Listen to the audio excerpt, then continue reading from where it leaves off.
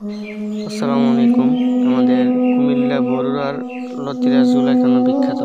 দেখতে পাচ্ছেন এই গাছগুলোর বয়স মাত্র 2.5 মাসের মতো হলো।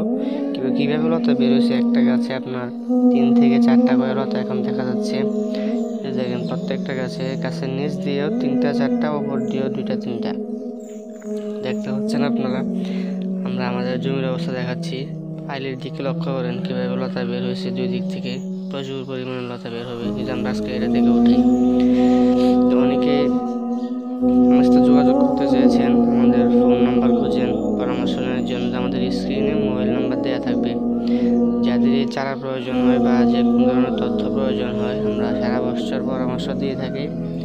অনেকে শুধু চারা দেয়, চারা দেওয়ার পর আর কোনো খোঁজখবর থাকে না। আমরা এরকম না, আপনার ফলন আসা পর্যন্ত যত ধরনের আপনাকে সহযোগিতা করা লাগে পরামর্শ দিয়ে, আমরা আপনাকে সব ধরনের পরামর্শগুলো দেব, যেন আপনার একটা চারা নষ্ট না হয় বা আপনার ফলন কম না আসে। সেই জন্য আমরা সকল ধরনের হেল্প করে থাকি। কী কী সার দেবেন, জমি প্রস্তুত করবেন কীভাবে, এটি একদম স্যাম্পল, সম্পূর্ণ ধরেন ধানের মতোই। কেউ যদি না যেন লতিরা চাষ করে ভালো ফলাফল আলহামদুলিল্লাহ পাওয়া যায়। ওই যে দেখতে পাচ্ছেন কীভাবে লতাগুলো বের হলো 2 পাশ থেকে। নতুন গাছ, নতুন জমি, এটা অনেক বড় বিশাল জমি। এটা একটা, আর ওইদিকে জমি আছে, আমরা অন্য ভিডিওতে ওগুলো দেখাবো।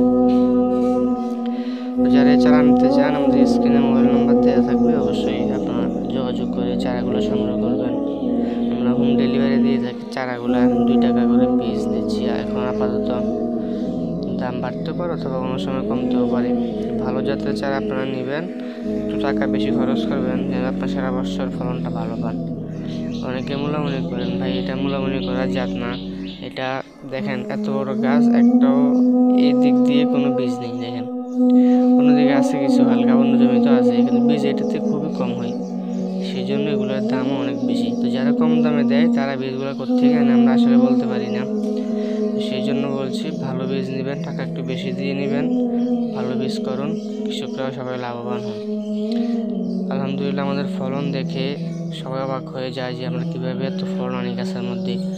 আমাদের ফলন প্রথমত বিষয় হচ্ছে জাতটা আমাদের ভালো, সেই জন্য আমাদের ফলনটাও ভালো হয়। এই দেখছেন এখানে একটা গাছে কয়টা লতা, এই আগে দেখেন অনেকগুলো লতা বের হইতেছে। আমরা আপনার সামনে দেখাচ্ছি আর একটা গাছ থেকে। এই যে এখানে দেখেন প্রত্যেকটা গাছে 3টা 4টা 5টা করে লতা। তো এইভাবে ফলন পেতে হলে জাত আপনাকে ভালো করে নির্বাচন করতে হবে। তো অবশ্যই ভালো থাকবেন, সুস্থ থাকবেন। শেষ পর্যন্ত ভিডিওটা দেখে যাবেন আমার জমির ফলন, তারপর দেখে আপনারা চারা অর্ডার করবেন।